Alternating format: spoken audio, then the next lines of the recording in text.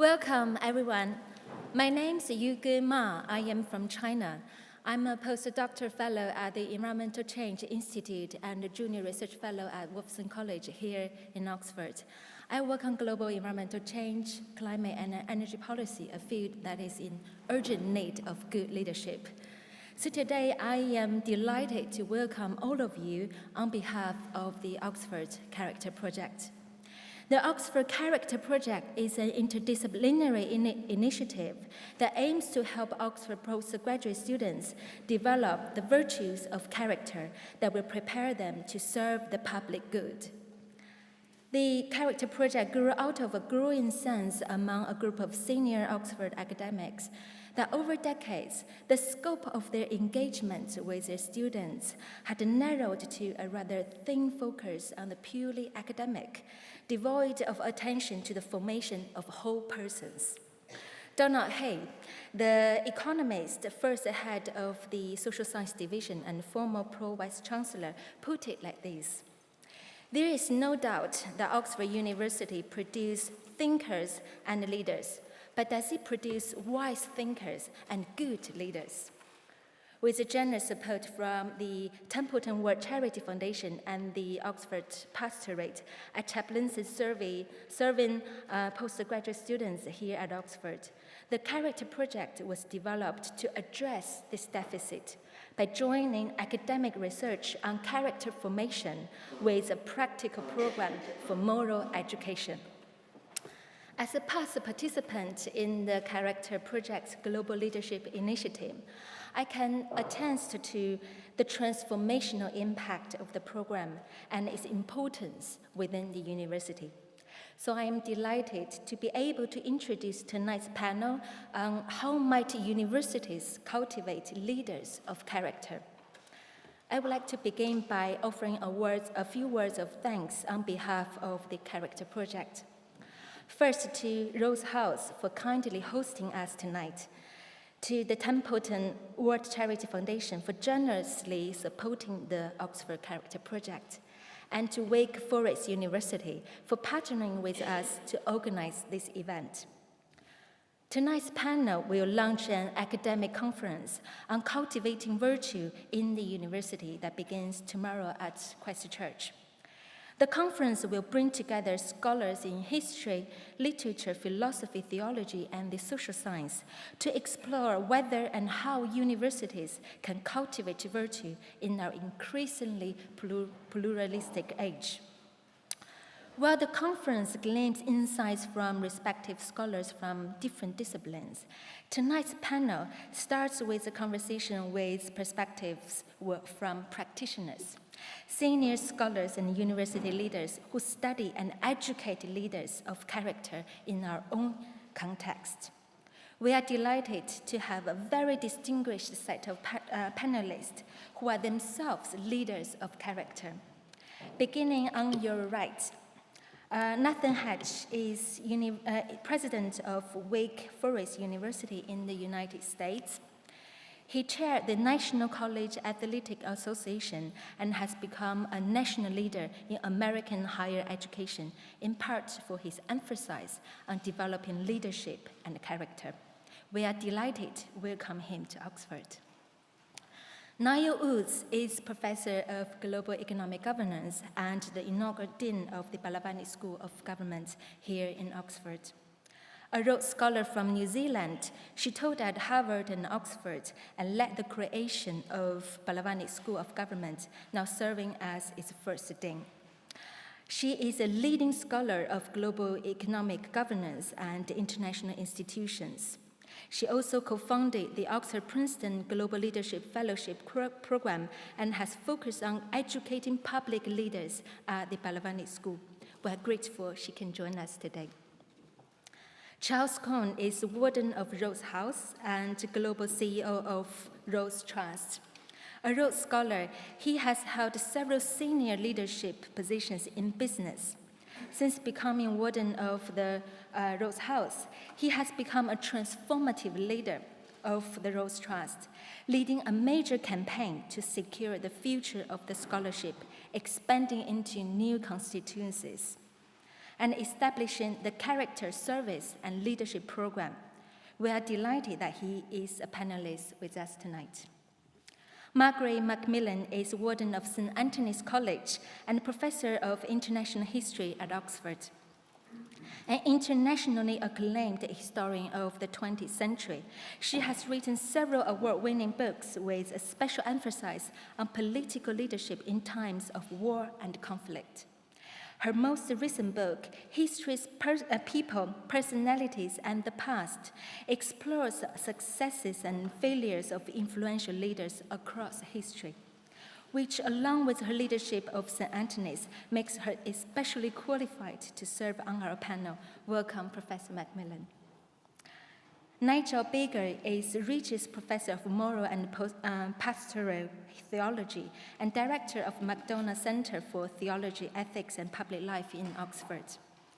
A prolific author and commentator on public affairs, he has written influential books on the ethics of war and reconciliations, the role of religion in public life, and the relationship between theology and practical ethics.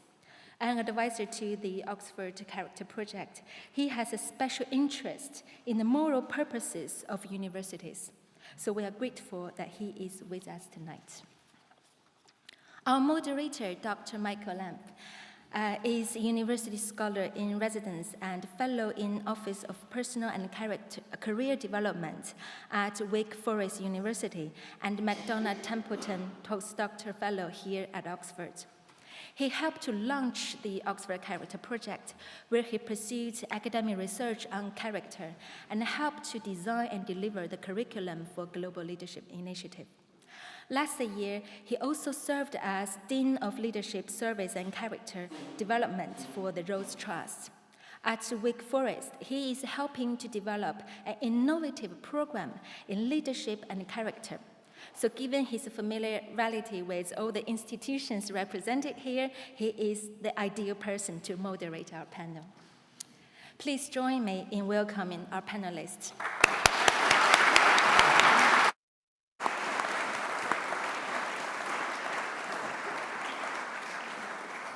Thank you, Yuge, and thank you all for being here. I'm looking forward to a very lively discussion tonight. Special thanks to our panelists for being part of this special event. We have a very distinguished group of scholars and senior leaders tonight to talk about the role of universities in cultivating leaders of character in our current age. So we're grateful to have you here tonight with us and to be in this place, not only for its beauty, but also for its aspirations. As we walk through the rotunda of Rhodes House, you may have seen very large gold Greek letters around the rotunda. That was Cecil Rhodes' favorite quote, actually from Aristotle. His definition of the good life: activity of human soul in accordance with virtue. So it's a fitting place to talk about these important questions here tonight. We'll begin tonight with 30 or 40 minutes of moderated discussion about the questions at hand. Then we'll open up to you, the audience, for your questions and comments. We'll conclude with a reception afterwards in Rhodes House to continue the conversation tonight. So it's a big topic in a small amount of time, so let's get started. So historically, moral education has been an important part of what universities have done. But in the modern era, many universities have actually shied away from developing, intentionally at least, the character of their leaders and their students. But recent scandals in politics, government, business, finance, the media, and journalism invite us to consider whether universities ought to recover that focus on moral education, and if so, how we do that in a very diverse and multicultural age. So all of you have served in different capacities, in different disciplines, and in different institutions. So I want to invite you to say a little bit more about your own experience of cultivating leadership and character in your students and what we can do as individuals and as universities to help further that important goal. So Dr. Hatch, why don't we start with you? You've made leadership and character an emphasis at Wake Forest. Can you say more about what Wake Forest is doing now to actually cultivate leaders of character and how you think about the role of university in that process? Yeah. Let me begin by saying how delighted and privileged all of us from Wake Forest are to be here at Rhodes House and at this conference on cultivating character in the university. Let me begin by saying this is a difficult challenge in modern academic life. Some actually say we should give it up. John Mearsheimer and Stanley Fish say we should aim low. It's not our business. We should be about intellectual exploration. But I think we must preserve those larger purposes of the university for intellect and character. Wake Forest is a place that is fertile soil for doing so. It was a Baptist college begun in the 1830s. It is now non-sectarian. It is a place, we call it a collegiate university. We have about 5,000 undergraduates. We have professional schools in medicine, law, business, divinity. And there is a deep interest. People still take seriously the idea of character development, educating the whole person, educating people for lives that matter. So what does that mean in a pluralistic context? I think that's our challenge. One important thing is to continue to articulate it and think of creative strategies to try to make that real in the modern world. So some of that is done through courses, through research efforts. We're delighted, actually Christian Miller is here. He and his colleagues have had a major research project on character development funded by the Templeton Foundation. We've done other initiatives. 6 years ago, we hired a vice president for personal and career development, Andy Chan, who had headed career services at Stanford Business School. But Andy was interested in the deeper issues of who are people, what are their gifts, what do they believe, and how that should translate to a life of work.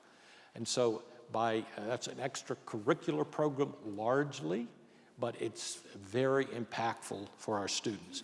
We were privileged several years ago to hire a dean of our business school, someone named Steve Reineman, who had been a major leader in American business. He'd been CEO of PepsiCo. And Steve is passionate about these things. So over time, he and the faculty of the business school developed a mission statement that said, developing passionate, ethical business leaders who achieve results with integrity. And the entire faculty bought into that kind of mission for our business school. So I think it takes creativity to find how, in a pluralistic context, you can bring back what has become a recessive gene in higher education. Great. Thank you. Professor Woods, you're doing a lot of work now, creating a whole new school of government, but also helping educate public leaders. How are you all thinking about that question? Well, I think you're absolutely right in your opening comments about the sort of ambiguous relationship that academics have with the idea of moral leadership. Rather like enthusiasm, it's conflated with stupidity. It's for the stupid to be either enthusiastic or moral. And that the truly brilliant mind knows no moral boundaries.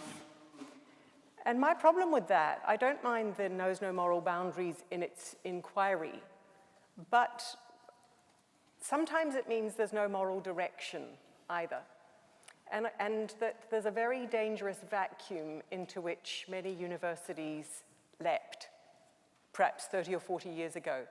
So when I started thinking about creating a school of government, I went and visited the world's top professional schools, schools of business, schools of law, schools of public policy.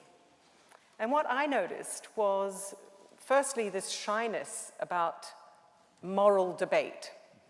I'm not saying that any part of any university should preach one morality. I'm saying that moral debate is part of who we are as human beings and who we are as a collective of human beings. And it's one of the most important parts of our education is to have that debate. And what I noticed was both an embarrassment about that debate and at the same time, and a sense that, no, we must teach people to be dispassionate analysts of business, of law, of public policy. And yet, at the same time, of course, when you teach the core simplistic, narrow heart of stage one economics, what you're teaching is a moral framework, which is that human beings are atavistic and self-maximizing, and that the smart free ride on those too stupid to realize that. And that's a very powerful sort of implicit moral message. So I think there is an onus on universities in all their parts to rethink that. Because in my experience, other professions, whether I look to military or business or even politics, which some would say is the realm of, no morality, there are clear professional standards, there are clear ethical standards, and they're more clearly set out and enforced than academic institutions care to do. And so we do have an issue of needing to think about what we're filling that vacuum with. So one of the first things that was in my mind and in the minds of my colleagues who created the School of Government with me was the importance of a foundations course, literally called Foundations. Tom Simpson is sitting here in the audience.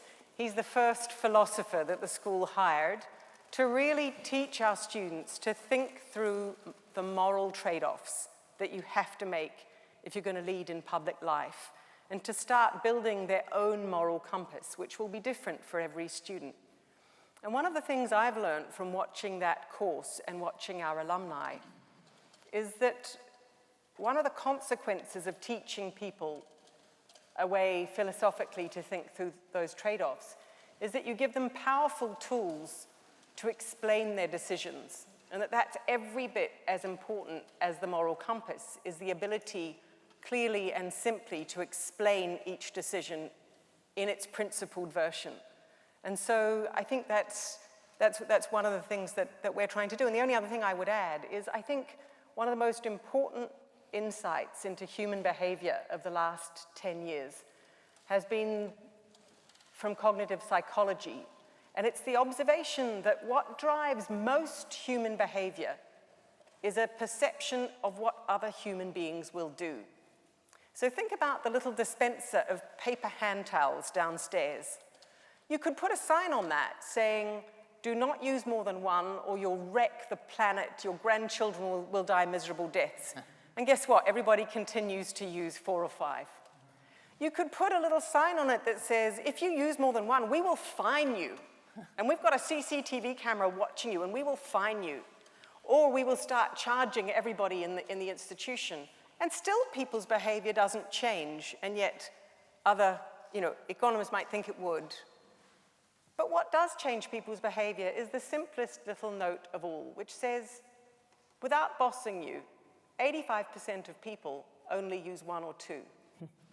And human beings, being herd animals, being people that calculate what we ought to do, mostly on the basis of what others do, then very obediently only use 1 or 2. And that insight is a really important one if we're thinking about moral leadership. Because if we're taking young people into this institution and exposing them to an 85% of people who think it's okay to have no moral compass, we're affecting their behavior without proactively thinking we're doing so. In other words, this insight from from cognitive psychology to me has to shape the way in which we think about how we teach, what we teach, but also who we are as an academic community. Charles, you've been thinking a lot about this yourself as you helped start the new program here at Rhodes House on character, leadership, and service. Can you say more about why you started that program and your own vision as warden of Rhodes House? Yeah, and it's funny because we use the term philosophizing to describe a kind of irrelevant and lofty discourse when, of course, philosophical principles are underneath the way we organize ourselves and we distribute the benefits of society. So nothing could be sort of less pragmatic than that in some ways. And we have been embracing the idea of character and leadership and ethical leadership in the Rhodes Trust, partly because it's inherent to what we are. The criteria we use for selecting Rhodes Scholars isn't just academic and never was. In fact, it's laid out in the 115-year-old will that we still use. And the words are important, which is we look for people who are truthful and courageous and who care about others. And perhaps most importantly, in its 19th century language, we look for people with moral force of character and the instinct to lead. People of genuine character who care about the world and have the courage to act on that. But as you mentioned, perhaps we didn't think about that in a structured enough way. There was a time when most Rhodes Scholars came and studied PPE and then were exposed to some of these great and important ideas. But now Rhodes Scholars, like everybody in the university, studies this huge diversity of topics, biology, zoology, and all the other ologies, and maybe don't have the kind of moral education that once occurred in this place. And as Nairi said, we're somehow afraid to engage in that conversation. What we've been doing is doing it via short, intensive sessions where Rhodes Scholars do a combination of reading great philosophical thoughts, but then importantly, it's experiencing those in dialogue with each other. And what we're hoping to do is to inculcate not a particular set of values, but a form of inquiry about our values, to look inside ourselves to understand where our moral intuitions come from, and to interrogate those moral intuitions, moving from the often incorrect moral instincts to genuine moral reasoning, joining the identity of you as a person with whatever code you subscribe to. And I think by moving away from the idea that it's our job to preach a particular code, but rather insisting that each of our scholars has interrogated what his or her personal code is at least a relevant way to move forward inside the confines of the university. Great, thank you. Professor McMillan, you studied lots of leaders, some of character and some without character, but also you actually are head of now of St. Antony's College, which focuses on international relations and affairs. And so what's your experience both as a historian, but also as a college head, as you think about these questions of leadership and character? I've been head of two different colleges, one primarily undergraduate at the University of Toronto and one here at Graduate College. And the issues are sometimes the same and sometimes very different. With undergraduates, you have to hope they don't do something really silly, that they get themselves through this particular stage of their lives. Graduates are usually more focused, usually more aware of who they are. I'm not sure that I see myself as trying to produce leaders. I have two sort of comments to make about the notion of leadership. One is that if everyone's a leader, where are the followers? And we have to all ourselves be one or other at a time, which is why I think, for example, team sports are very useful, because you learn to submerge yourself in a project in which others depend on you. And the other issue I suppose I have with leadership is I'm not sure it can be taught, but it can be shown. And I think what universities ought to be doing, and I hope we try and do this at my college, St. Antony's, is create the environment in which they can be true to themselves, in which they can explore ideas, they can do so in a courteous way without shutting other people up and shutting other people down. My college is a very international college. It has students, we have something like 440 students, and they come this year from 72 different countries. And so I often find myself in the position of a stamp collector. I met someone recently who came from Belarus, and I said, I've never had one of you before. So I sort of put them in my album. But what it is, it means that people come from very different cultures, very different backgrounds, coming often halfway around the world, and they have to live with each other. We think this is a good thing. Most of them live in college accommodation. And so you will have people who come. I remember once a very nice young woman I was teaching who came from a very privileged family in the Gulf, and she was sharing a kitchen with someone who came from a very poor family from Newfoundland, and they learned to get on with each other. And I think this is a very important lesson that they both were learning, that they had to deal with each other as human beings. What I think we need to do, both in universities and in small places like my college, is enforce a civility. I think civility is important. I mean, we've seen too much recently of people howling down those they don't agree with and not listening. And I think a really important thing we have to do is make sure that people can exchange ideas. Not all ideas are valid. Some are stupid, but I think at least they should be exposed and people should learn how to argue about them. So what I think I'm arguing for is providing the framework within which people can develop their moral characters, and that will help to make them leaders. It will help to make them better people. But I'm worried about universities at the moment, and I think you referred to it, others have referred to it. I mean, I think we're under attack from all sorts of places on the political spectrum, and we're also, I think, ourselves sometimes not being true to what a university should be. And so we're afraid sometimes to encourage open debate for fear it might hurt people's feelings. Now, feelings sometimes do get hurt. It's not always comfortable to hear ideas that shake your own deeply held beliefs and convictions, but I think that has to happen sometimes. I mean, I think gratuitous hurt is wrong, and I think we have to learn not to inflict that.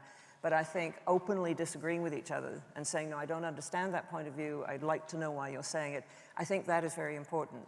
I'm worried when debate is shut down within university, when people howl down speakers. I think this is very bad. But I'm also worried when people say that certain people have no right to speak. In Canada at the moment, I come from Canada, we're having a very unedifying debate over cultural appropriation. And there is an argument being made that people who come from the wrong gene type do not have the right to talk about certain issues. And so a white woman should not be able to talk or even try and imagine the position of someone who is, say, an Inuit woman or man. And this, it seems to me, wrong. I mean, I think if we're going to encourage people who will provide the sort of qualities we need in future leaders, and I would see leaders in all walks of life. We're not just producing political ones. In fact, the political ones we should sometimes be very careful about trying to produce. I think what we have to do is have people who do understand the importance of tolerance, the importance of ideas, the importance of free debate. And I think universities should be doing that both by example and by very consciously providing the framework within which it could happen. We try and do it at my college. We sometimes have rather ferocious debates, but we have, I think, a good example of perhaps where we succeeded is a Middle East center, which is run by Nari's husband, who is both a wonderful scholar and administrator. And what has always happened in the Middle East Center is they have managed to avoid outright conflict while dealing with very, very tricky subjects. And that, to me, is the ideal, that you should be able to talk about these things and you should hope to try and understand each other's points of view. Great, thank you. Professor Baker, you've actually studied and thought about the role of universities and their moral purposes. What are some of your views about how that actually gets operationalized in the university? First, let me report with great relief that my colleagues have not taken all the wind out of my sails at this point. There's still something left to say.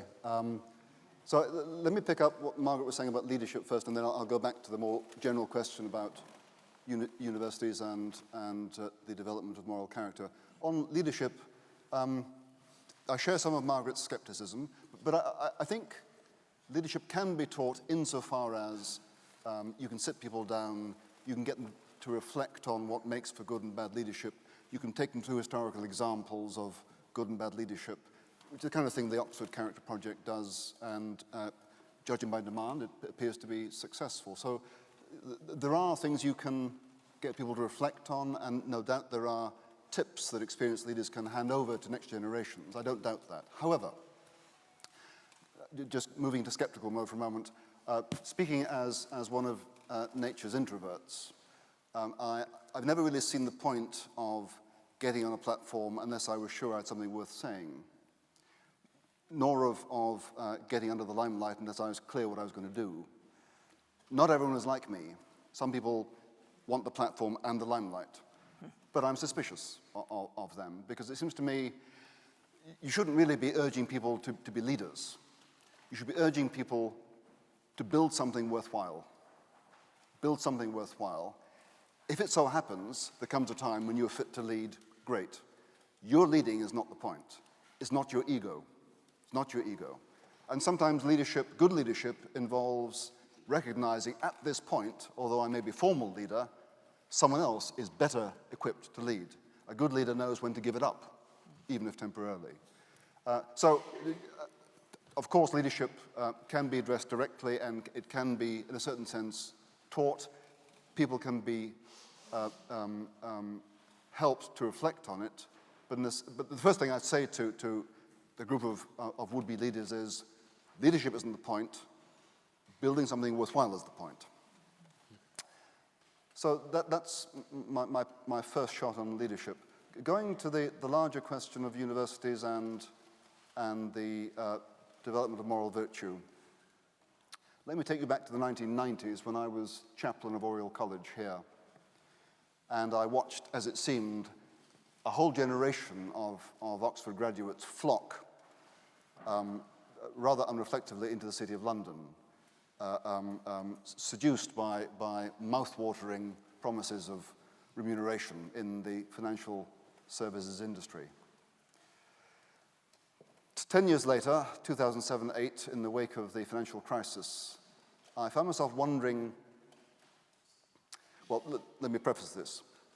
I understand that the financial crisis was not simply a matter of bad bankers. There were structural reasons, there were institutional reasons, but from what I've read, some of the crisis was the fault of bankers who were greedy, reckless, and negligent. So in the wake of the crisis, I found myself wondering, did Oriel's graduates going into the City of London, did Oxford's graduates, did they behave any more responsibly or honorably than anyone else? And I hunted for a reason, and I couldn't find a reason to say yes. I may be wrong. I just couldn't find a reason to say yes. Was I aware at any point that someone in Oriel or someone in Oxford had encouraged these graduates to distinguish between being a good banker and being a clever and successful one? If they had been encouraged, no one told me. It seems to me that whatever the shyness, and Naira is absolutely right, in universities, for perhaps understandable reasons, we are shy about talking about virtue and such things in the classroom. But notwithstanding that, it seems to me patent that the social costs of the lack of virtue are enormous. The costs, just thinking generally about the costs of impatience and greed and arrogance and injustice, enormous. And so, at least for those reasons, and it doesn't matter which culture we come from, we all recognize the costs. So if we don't want to pay the costs, developing people who behave in such a way as to minimize those costs makes good sense, and if not universities, where? Or why not universities?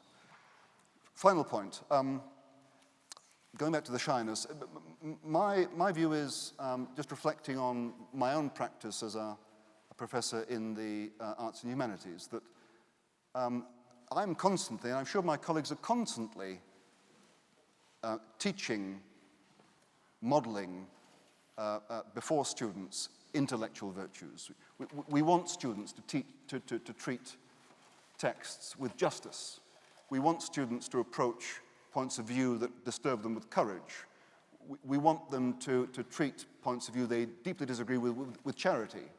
You know, construct the best alternative case before you knock it down. Don't knock down straw men, right? So all the time we are trying to communicate intellectual virtues, and these virtues don't stop in the classroom. I mean, if someone has learned to teach, to treat the text of a long-dead author with justice and charity, the chances are when they come to treat the living speech of a living interlocutor, they will do so with justice and charity too. So intellectual virtues become civic ones. So we do it, but in 30 years of teaching in Oxford, Leeds, and Dublin, I've never heard a colleague talk about what they do in those terms. We do it, we just can't talk about it. We need to start talking about it.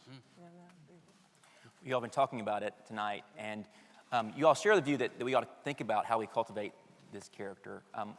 You've mentioned already the ways we are shy about doing that. What do you see some of the challenges we face in the university in sort of addressing these challenges? How do you think about the role of training, for example, or evaluation and promotion, how you actually engage students given the different places they come from? What are the challenges we face in actually making these moral debates salient for our students? I think few faculty have any kind of training in how one might do that. I think they fear being moralistic or trying to impose their own values upon someone else. And so I don't think they have a toolkit to know how to do it in an appropriate kind of way. And certainly the form of graduate education today does not help them in that task. How do you get past that? Have you an experience of moving them past that? Well, I think you need, if you compare the career trajectory of an academic to that of somebody who perhaps goes to work for the civil service or goes to work for a large company. In a large company or in the civil service, you're quite rapidly inducted into a whole set of very explicit ethical standards about declaring your conflicts of interest, about not smudging over this or that, about how and why you account for your expenses, about whether you take favors from others, whether they're benefactors or whether there's a clear code of ethics which is instilled and ingrained into people in those professions. Most universities don't really have one. And academics are left, as it were, to their own, sometimes partially formed, compass on these issues. So I think the first thing is we've got to walk the talk. We've got to actually think more seriously about how we actually create an ethos in the university which reflects the highest professional standards, not what it is that each individual academic imagines that other academics may or may not do. Because a lot of it is in that domain. In my 30 years in this university, I've dealt with so many issues where an academic's response is, but that was my sense of what everybody else is doing. And sometimes they're right, but it's wrong. And so I think more clarity, I think we could do that. It's hard because the personality that chooses to be an academic is usually the personality that wants to be unencumbered by any bureaucratic restraint, moral restraint, intellectual restraint, and that's wonderful, but nevertheless, there should be some quite basic, simple, clear, kind of ethical and professional rules within which everybody operates, so that the answer in the young academic's head to what would any other normal academic do in this circumstance would be crystal clear and known. So perhaps those of us in administration, I think you're right, need to do much more to provide that, because there are real pressures on young academics. I mean, they're pressured to publish, they're pressured to get material out there quickly, and I think they're often, tempted is perhaps too strong a word, but there are temptations to cut corners. And there have been scandals in scientific papers, for example, but also in my own field history where the sources haven't been properly looked at. And it's damaged the profession. And I think universities have to really think seriously about how they bring young academics along, what sort of pressures they put on them, because sometimes those pressures are really, will push them in the wrong directions. I mean, I believe a lot in leading by example. I think if we set good examples, and if we set professional examples, it will be easier for people to see the point. I mean, you can give people a long list of do's and don'ts, but I think we have to bring it, and I think Nairi's right, I think we have to bring it into daily practice and daily lives, and if necessary, we all need to be reminded when, we don't always, we all get into bad habits. Well, perhaps my code panelists don't, but I certainly do. Excellent. One thing in my mind is that on campuses there's a dominant political ideology amongst students, and I'm not sure exactly why we've gotten to this sort of state we're in today where it's viewed as so risky to challenge any part of that orthodoxy.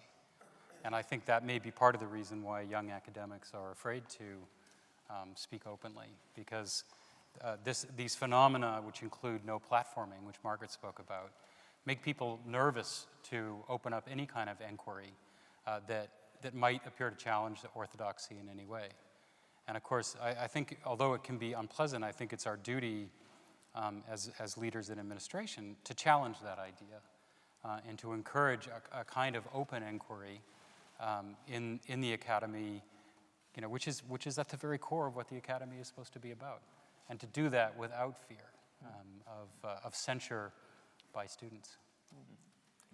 I think that's true, but I think we have to be careful that we can end up looking like a precious elite with a liberal carapace that doesn't want to accept the more profound challenge. So when you talk, Margaret, about whether it's right for a non-Inuit woman to stand up and speak about the experience of an Inuit woman, or for academics in my country of birth, New Zealand, to stand up and profess on things Maori, the real challenge there is, why are there so few Inuit professors? Why do so many Canadians learn the history of their country without learning the history of the Inuit people? That's the challenge. And I worry that actually some of the debate has become a kind of rather tense, fraught standoff about the no platforming issue, when actually some of the challenge in the no platform issue is a kind of last resort. It's like, look, we've been making these arguments for 60 years. If you're not going to listen to us, guess what? We're not going to listen to you. So I say this, I agree with the sentiment that universities should be absolutely places of critical engagement and debate. But I think there are moves on both sides that have to be made to ensure that we are genuinely places of critical engagement and debate, which encompasses the diversity of the societies for which we are repositories of knowledge and debate, and not just a small subgroup who want to choose what they want to debate about. Yeah. No, I don't think I disagree with you on that, but it seems to me that there are deep-rooted social and political issues which we need to address, but it's not going to help us in addressing them by shutting down debate. And I can understand the frustration of Inuit and First Nations, as we call them in Canada, that their voices aren't being heard enough, although I think a great deal has been done recently to redress that. But what I do object to is the notion that you have to be of a certain genetic makeup to study something. As far as I'm concerned, that would leave me studying Canadian women of Scottish origin in southwestern Ontario, which I don't particularly want to do. But I think because I think part of what we do is imagine, and this is what writers do the whole time, they're imagining themselves into the position of others. And I think we have to do it with care, but I do think we have to try and do it. I think we have to be prepared to sometimes push it. And yes, we have to deal with those who feel excluded and marginalized, but I think there are other ways of doing it. I do think more than ever before we have to nurture the art of conversation. On our campus, we get students progressive and conservative.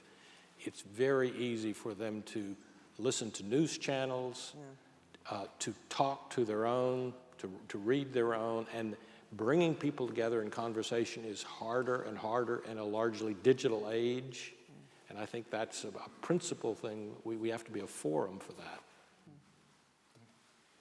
Just going back to the big question of why it is that academics are so shy of talking about these things and what to do about that. Just off the top of my head, I mean, I don't think academics have difficulty recognizing the social costs of the lack of virtue in society. They get that, we're human beings as well as academics. So what might loosen our tongues, morally speaking, in the university? Well, the first thing I do is to get academics to recognize that whatever the ideology of neutrality, it's not what's actually happening. What's actually happening is we are all promoting certain visions of virtue and vice in the classroom all the time. That's what's actually happening. So we need to get that onto the table so we can reflect on it together, responsibly and critically. And the second thing is, quite apart from what goes on in the classroom, I mean, there is, of course, an official moral orthodoxy. It's liberal. We have at least two virtues, respect and tolerance. At least two. Well, if we have two, might there be more? If there are two, there could be more. And if you reflect on what it actually takes to remain civil in the face of normal human communication, which involves evasion, gratuitous insult, ad hominem attacks. This is normal, even among academics. It may be more subtle and clever. Respect and tolerance aren't enough. You might need forbearance and patience and courage and maybe even forgiveness. So in other words, let's start.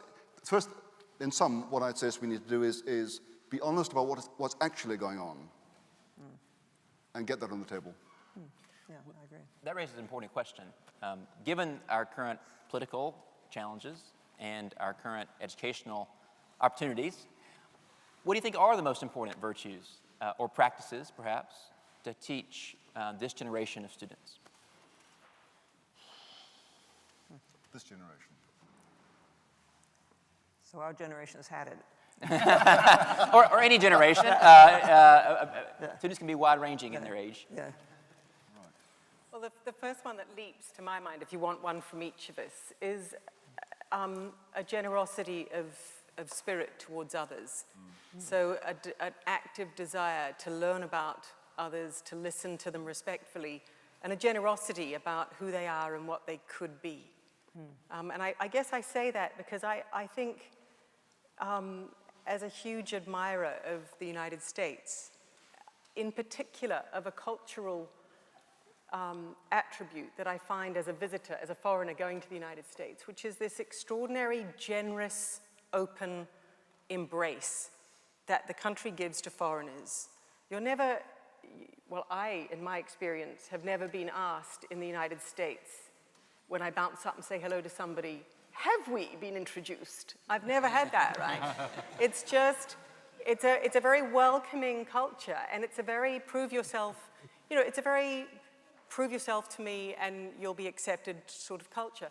So to me, the damage that I see President Trump doing to America, which in a way I most regret, because I think America's got incredible institutions to respond to any assaults on the institutional setup.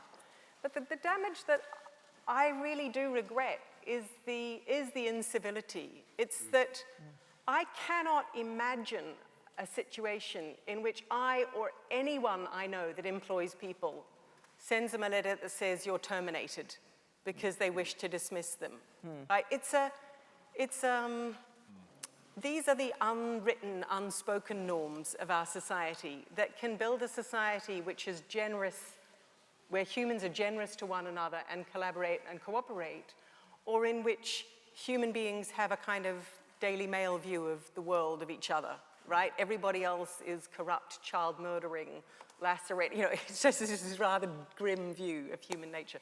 So for me, I would put that generosity of spirit right up to the top. There's a virtue I would mention. I'm not sure exactly what to call it. It could be called humility, but it's not exactly that. It's to demonstrate to students that you're living for purposes larger than yourself and your own promotion. That's what we are calling students to do. Our motto is pro humanitate. If you have faculty who essentially are out just for their own promotion and don't demonstrate what it is to take care of the whole, to be deeply interested in students, then how do you actually call students to live that way? I would add empathy, the ability to put yourself in someone else's position and try and understand them. It doesn't mean necessarily forgiving or excusing them, but I think if we fail to try and understand others, even though their views may at first sight appear to us to be absolutely repugnant, or their attitudes may appear to be ones we don't like, I think unless we try to understand them as fellow human beings, I mean, there is a point at which we're all human beings, I think that's important. And I think what universities should be thinking about, and I know Nairi has been very conscious of this in the Blavatnik School of Government, is what things students need to learn. Because we have to be careful that we're not just teaching them things that are instrumentally useful. We have to teach them things that will push them to think about why they're doing what they're doing, what values they have. And so I think we really need to think about what sort of ways of teaching and learning and what sort of subjects will help to develop these sorts of I mean, I'm not disagreeing that the other virtues are important ones, but how do we develop those, and how can we use the curriculum to help develop them? I was about to say that I couldn't think of anything to add to that, but I've just thought of something now, and that is, I mean, in some academic cultures, I was a graduate student at the University of Chicago in the 1980s, where there was a certain kind of aggressive culture. Particularly students treated each other quite aggressively intellectually. And being, I'll say it again, being an introvert, that wasn't very helpful to me. But both students and professors can be aggressive, and they can give the impression that what matters is winning an argument. And if they're good at winning arguments, then of course that's an obvious goal. But actually, I think a healthy academic ethos should, that academics should model, is one where winning is not the point. We're all in this together. Together we want to find out what the truth is better. That's the point.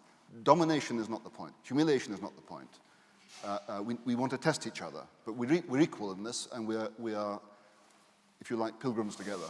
That's an ethos I'd like to, it's a kind of humility I'd like to inculcate. Can I say one that we haven't picked up that you mentioned, I think Charles mentioned, is courage. And courage is really important because those Oriel students that went into the city, to sit in the city right through until 2007 and be the only person at the board table or the only person on the trading floor saying, actually, we shouldn't do this because it is the wrong thing to do. Yeah. Or on the boards that I sit on, you know, it's the taking the deep breath and saying, actually, we should not do this. It is not the right thing for us to do. That does take courage, and we all can imagine ourselves doing that, particularly after watching a heroic Hollywood movie where the protagonist does exactly that. But then you're in that room, and just like the little sign on the paper dispenser that says 85% of people only take one or two, and you docilely only take one or two, that's the same pressure that each of us faces in a university committee, on a boardroom, in your workplace. It's exactly that same human herd instinct. And if you're the only one that's willing to step forward and say, actually, that's wrong, or we actually need to do this differently, that takes a certain courage. And I'm not exactly sure how we teach people that, but I think we do need to teach that or reinforce it or help students to learn it and do it.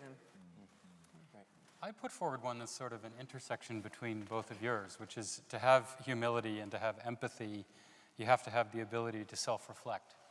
And so much of the dialogue today is sort of identity-based, but without an understanding of our own selves and what are the sources of our own moral intuitions and that ability to question those moral intuitions. So much is shouted, so much is self-righteous in the public debate. Much of it appears to be without any genuine personal reflection. And in order to give someone empathy or to demonstrate real humility, we need to first be able to look inside ourselves. And that doesn't seem to be first nature now. And I think it may be more important than almost anything else to question ourselves, to hold ourselves to high account. It's the precursor to all of these other things, higher things. And the challenge we face, Sherry Turkle, who's a professor at MIT, who writes about the impact of the digital world upon us, she said increasingly that digital addiction takes away self-knowledge. People don't take time for self-reflection and takes away empathy. I mean, I think those challenges become greater. So, and you said practices, Michael. I mean, one of the things that I've learned working with you and working with Nadia, who's here in the room, is how we can use repeated practices as a way of reinforcing our better selves. And I don't know how many people in the room would practice, for example, when you feel angry about an email that's come in, do you respond to it? Too often. Too often, right? I mean, we do. And there's a president of the United States who clearly thinks that Twitter is an appropriate platform for doing that. How many people here practice waiting if you're angry, wait 24 hours? And if you're still angry after 24 hours, check yourself, because it probably means you have a problem, not someone else has a problem. When you feel that kind of self-righteousness boil up in yourself, do you have a little routine to check yourself and to check it against some principles that you think are important to you? And again, I don't think it's our job to fill in the actual value set for people, but helping people understand the value of inquiry, of self-understanding, and of personal practices is something we can do, and I think we can do without any conscience problems. You've all practiced the art of inquiry and conversation tonight, and I want to extend that to the audience now to welcome your questions for our distinguished panelists. We have volunteers running the mic, so just raise your hand. They can come and find you so you can ask your question. I have one here. Hello. Simple question. Are not honor codes the first step of a moral basis in the university? The question was, are not honor codes the moral basis or the first step for ethics in the university? So what role do honor codes play, perhaps, in cultivating character in the university? My problem with honor codes is that we all agree that there are lots of things that are good for us. I mean, you should see me at my dentist agreeing that I will never touch chocolate again until I get to the chocolate shop that's just on the same corner of the street as my dentist. You know, we know there are things that are good for us, but we don't necessarily find it easy to live with them. So far more important, the honor code might be a way to get somebody to stop and reflect for a moment, but far more important is how they choose then to live that code. And I think for me, the important, as it were, the yet more important part of an honor code is how you choose your friends and mentors. And that's what I think is one of the most important things for any human being, is that you somehow come through school, you come through university, you know, with a sort of accidental group of people. But then as you start making decisions, you really need to have very carefully selected the group of people that you will turn to in order to check, not maybe your anger, but your moral judgments. And if those people have a judgment which is less than that to which you aspire, it's pretty important that you not be sense-checking things with them. It's a very simple and obvious point, but if I had to pinpoint why some really outstanding people who I have great respect for have gone totally off the rails and ended up doing things which afterwards they've gone, why did I do that? That was so out of keeping with my moral compass. It's because they were sense-checking their actions against somebody without their same moral framework. So I think the importance of who we choose as our mentors, as the people that we look to sense check is really important. I mean, I would argue that it's a very good thing to have basic rules of understanding and engagement, but those codes of honor tend to be the type of thing that people hang their coats over. And the reason for it is they haven't actually engaged in that conversation. It's an imposition by the institution, and some kinds of impositions are appropriate, but we haven't engaged in a conversation as a community around those particular values. And for me, the best way to make this real in any community is to have that open engagement around what these values are. British universities tend not to have honor codes. No. Are we missing something? Well, recent research does show that honor codes, or reminding people things of honor, does work. I mean, studies show that, for instance, if people who are free to cheat on a test read the 10 Commandments first, they will not cheat as much. Or if they take the honor code, if they read the honor code first. Now, that may be a momentary thing, but I think reminding people of moral principle is... Yes, engaging.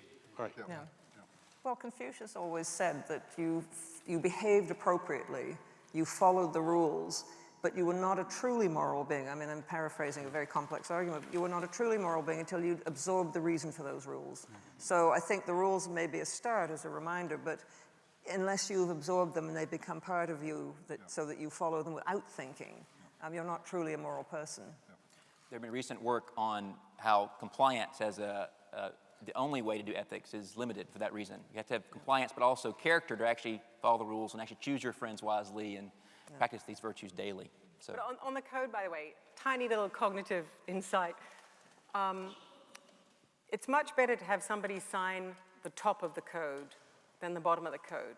Because human beings, if they sign their name first and then read what they're signing, pay great attention because they've signed it. Whereas if you ask human beings to read a whole list of things and then to sign at the bottom, they get tired after about a paragraph and they skip quickly to the end. And by the time they get to the end, even if they think, actually, I didn't really agree with those two, it's like, do I really want to go through this again? And so they sign. No. So anyway, there's some nice research on that, which I really like. Sign the top. The back. Hi, thank you so very much. I really enjoyed all of your comments very much. I'll be participating in the conference tomorrow. I look forward to that. So I wanted to pick up on this issue of honor codes. I come from Stanford University. We have an honor code.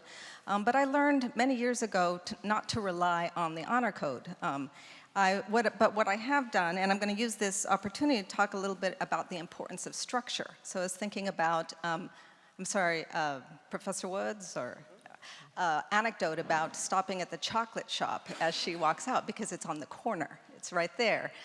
Were it not there, she might not stop there. She might move on and get her chocolate eventually, but, not immediately. So what I've started to do is to create my assignments that don't depend on whether or not, that don't, in effect, don't allow students to cheat. It's the way that I approach creating my assignments, so that they are required to come up with their work and do other things, and they can't easily copy a test, or with certainly no multiple choice tests or anything like that. But what I really want to talk about then is the importance of structure, because whenever we're thinking about any of these ethical, moral issues, we have to think about how our world is structured. And it's that issue, I think, that is quite important for understanding why it might be a little bit different for why we can't think in individual terms about why, say, a white woman might not be able to talk about an Inuit, but we have to think about the long history of colonization in order to understand what's at stake. Now, that's not to say that I disagree with, I'm sorry, I didn't get your last name? Macmillan. Okay, it's not that I actually disagree with your basic point that we shouldn't restrict what one can talk about to one's gene pool. But nevertheless, I think it's always important, even in modeling leadership or anything else, to be able to stand up and think broadly and quite extensively about how structures of power influence interaction in the university. Thank you.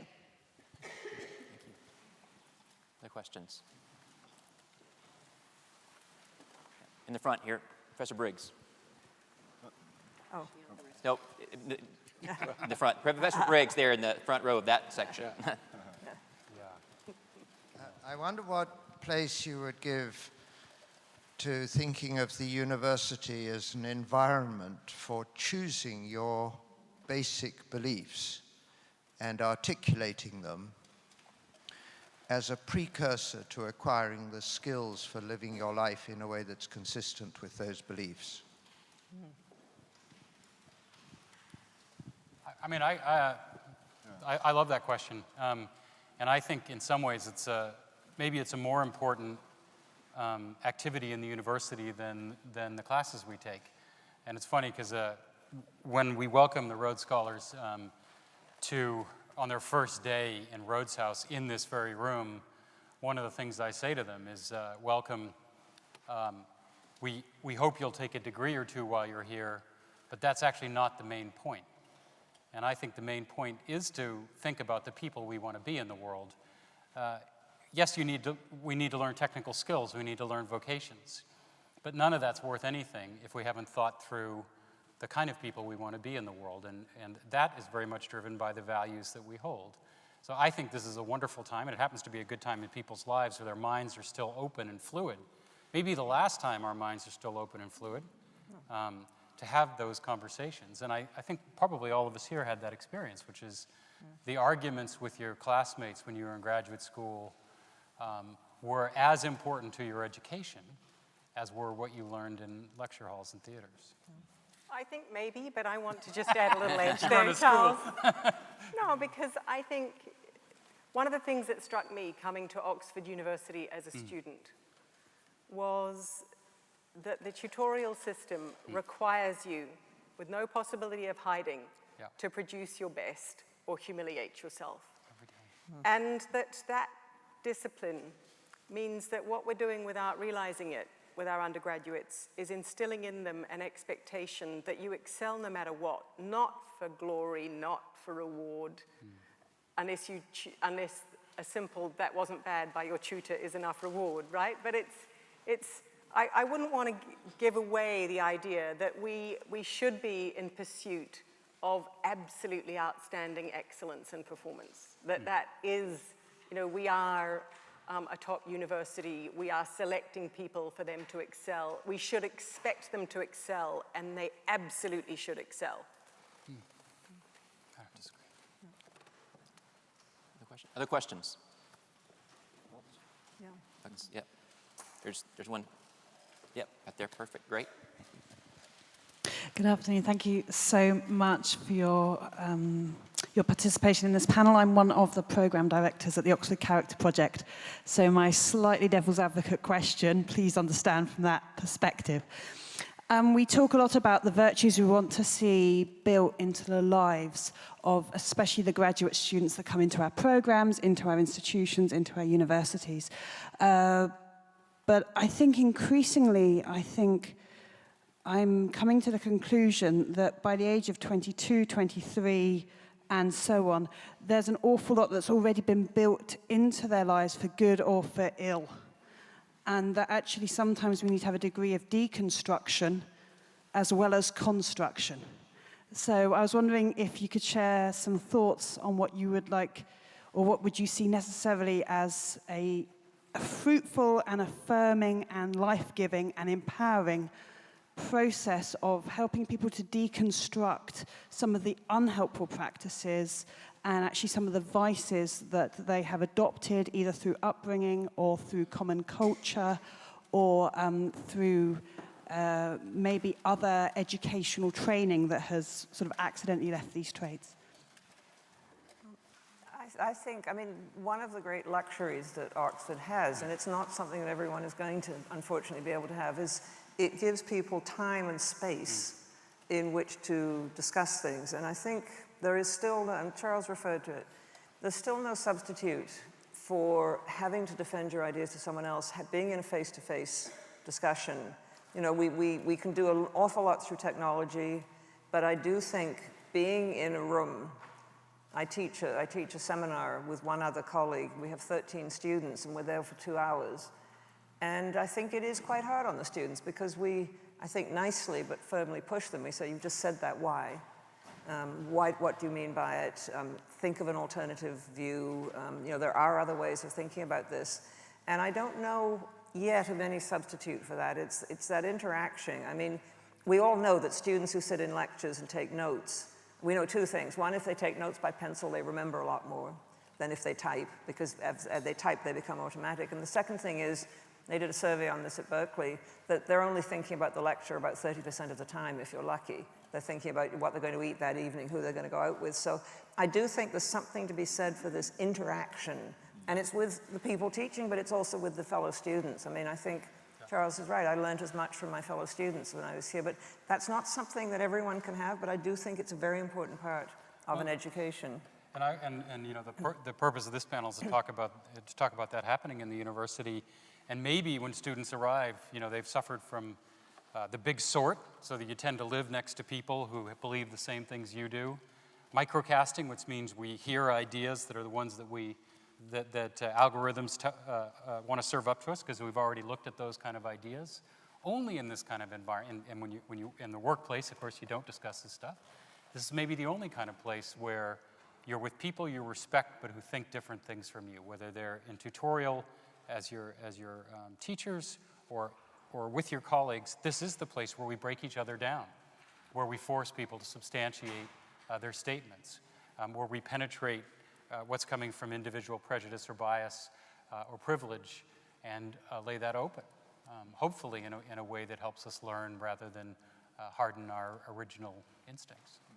So I think part of what you've asked is, we've all got some poor parts to our character. So how do you knock it out of someone else's character? I think that's what you were asking. And I do think that the most important engine of all is a human being's own aspiration. And therefore, the best thing you can do is to try to help people to aspire to be the great person that they could be. I have huge optimism about human beings and how great they can be. But they have to start by wanting to be that and learning self-consciously to aim at that every day, because we all fail on some days.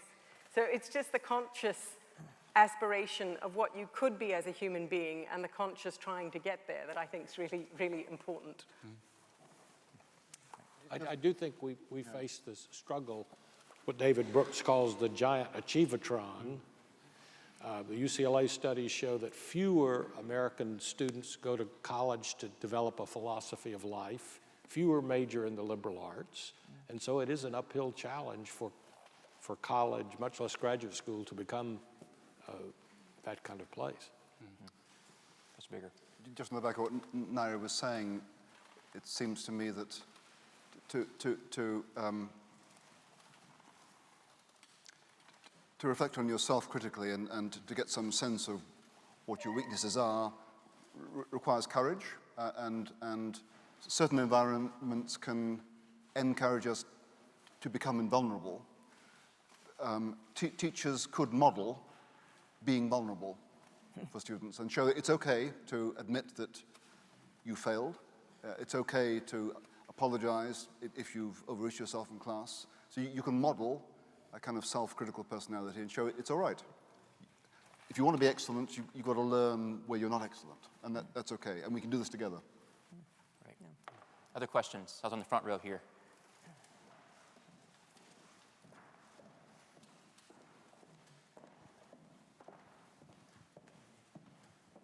Thank you. My name is Andy Chan. I work at Wake Forest University for Dr. Hatch. One of the things I'm really curious about is all the things you say we all want. And it sounds like all of you have ideas on what we should do. Do you have any examples, either at your own school or around the world, where you think a school is really doing it really well? Where they've actually embedded character development into the curricular process where it is integral to the experience? Because that is sort of the holy grail, I think. All of us wonder, was that actually the way Oxford was in 1852? And we left it? Or is it that the way it was at Harvard in 1908 and we left it and we're never to go back? Or do you say, oh, there's some places where they're doing it or we're getting close? Because that's the thing that I think all of us in this room would say we'd love to have it, but I can think of all the reasons, one of the biggest ones being that the way we govern universities with faculty and their strength has actually created a model in which we're a lot more like the United States government and the way it functions and how change happens, which is very, very slow or difficult and very highly conflictual, which makes it difficult to make quick change happen. But because you could just say, I could just do this, snap my fingers, and a bunch of faculty said, let's make it happen, some good things would happen. So I'm curious, are there any models out there where it's actually happening? I wonder about Deep Springs or related educational communities where people actually labor and eat together as well as learning together. And I think there's something to that, being shoulder to shoulder, that's really different from large universities where we tend to interact with people in large lecture halls, or worse still, the MOOC environment where we're interacting only in a virtual space. And I think the kind of inquiry, self-reflection, challenge, and further self-reflection probably happens most in those communities. I don't know of any big universities that are doing a particularly good job. Some are teaching philosophy well, but how do you teach practice? I was very amused to hear about the discussion between a Japanese private school and a country in a different part of the world where most people have a lot of servants. And they thought it would be a very good thing to have this private Japanese school open a campus in their country. So the people from, I think it was Keio School, came and they began to explain that the first thing the very wealthy children that come to this school do in the morning is they're each given a broom and they clean the school. And they clean the school before they sit down to learn. Apparently their parents are asked to sweep the street in front of the school. Awesome. This was presumed to be an error of translation by the people who were in that conversation. So they said, no, the translation's wrong. So it was retranslated a second time. And one of them said, could the drivers do the sweeping? Sort of somewhat missing the point, right? And it was just thinking about, so it's not an example of what you've asked for, but I heard that story and thought, I would really like that. I would like my children to go to a school that they had to sweep and clean before they start each school day. Yes. And there's a little part of me that would love everybody in my school to sweep and clean the school before we start the day. It's just a reminder of, it makes you more conscious of what you're doing. Yeah. Being in community. Yeah. Are there other questions? We have one right here. Second row. Great. Great. Thank you.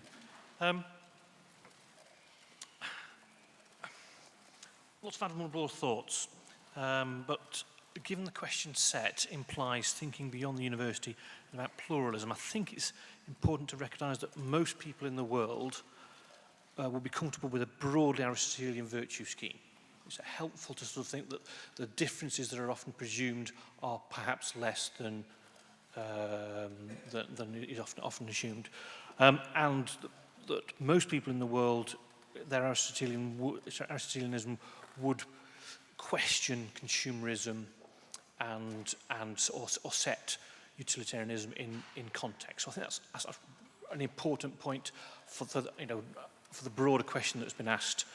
We've got into lots of detail, but I think that's an important overall thing. And on the sort of the courage question, I went to a seminar at Oxford, and apparently there was a director of one of the large banks in the UK that stood up at the directors' meeting to had the courage to disagree with the impetus to have subprime investments. So I think I thought that was a useful sort of comment to add. Great, thanks. So do you have a key question about that importance of courage, or the way in which we think about diversity across different moral languages?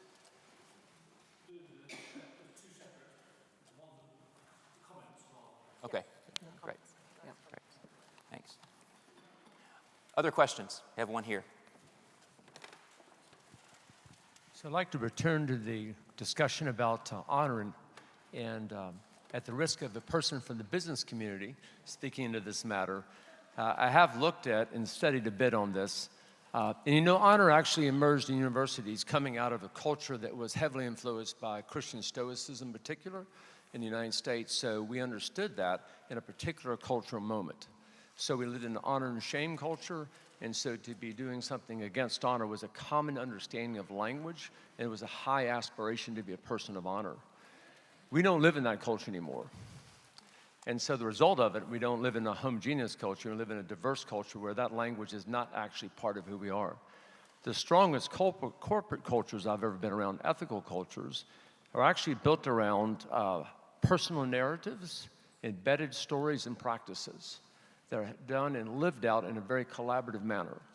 And those languages take on and symbols in a very powerful way, because those are what people aspire to, and it's a way of engaging, because in a much more postmodern culture, those kind of narratives actually begin to become powerful in themselves. And so most actual industries have moved away from honor codes because they found they actually don't mean anything. They get printed and they get put on a wall, and that's the end of the day. Or even lawyers and et cetera, saying, how can we embed those in stories and practices and collaborative experiences where actually we're engaging one-on-one in that space. Perhaps something like that in university cultures themselves could become much more powerful places of capturing that, as opposed to just finding in words that no longer communicate to a particular cultural moment. I wonder, how do you all incorporate stories or narratives or history in your own study, your own thought about leadership and character? I think it's a really great point, and one of the things, the evolution of our own character service and leadership development program has been moving from read text and discuss to start with a personal story. When did you experience injustice? When did you witness injustice? How did it make you feel? What was an example of leadership that inspired you? What were examples of leadership that didn't? And to start with personal stories, to move from inductively toward a genuine internalization of moral principles, rather than starting from the general and moving to the specific. And I think that's a way of engaging people in a way that it sticks inside them, rather than in their short-term memory for the test. I think that's one advantage of the humanities, right? We tell stories. I think recently with the Oxford Character Project, we actually had a whole series on the arts of leading. It's how different disciplines might help think about stories, the way stories, but history or literature might actually inform our character and leadership. I think it's really important to what humanities can actually teach this conversation about leadership and character. Yeah, well, history is full of examples. Yeah. You can find whatever you want.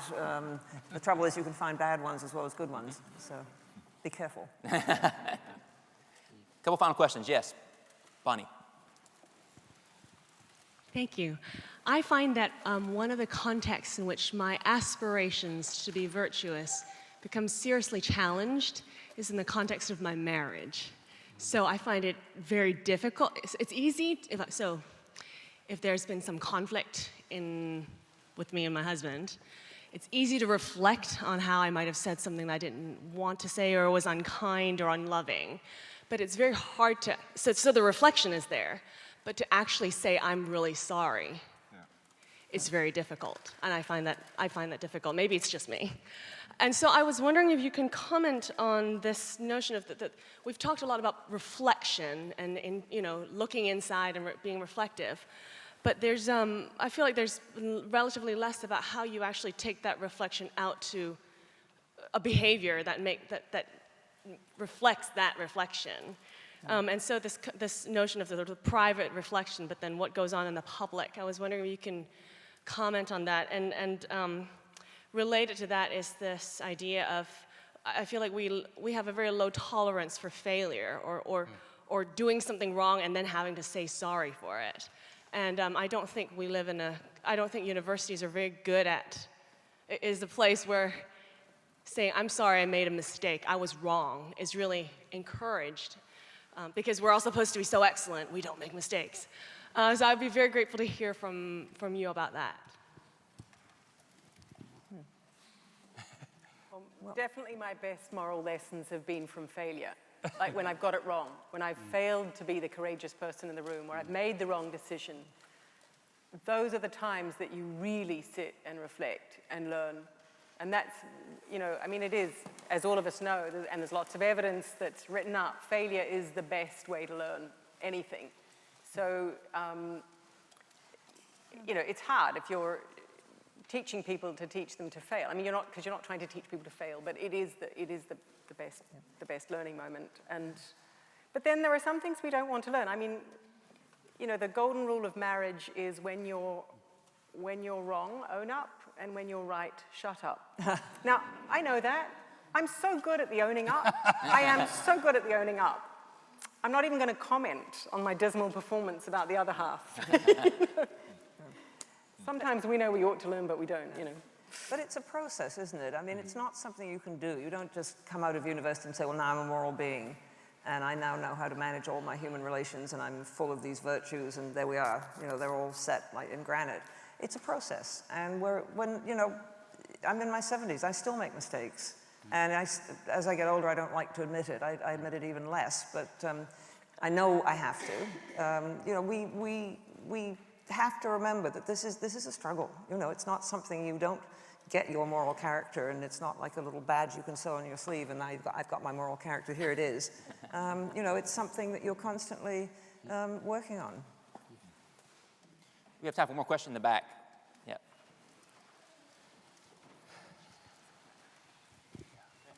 Yeah. My question kind of goes back to this comment on pedagogy, because I've been thinking here that very few students get a chance to really model how they'd behave if they were in an ethical quandary. All of the things that we might face in business or in government or in our life, being married,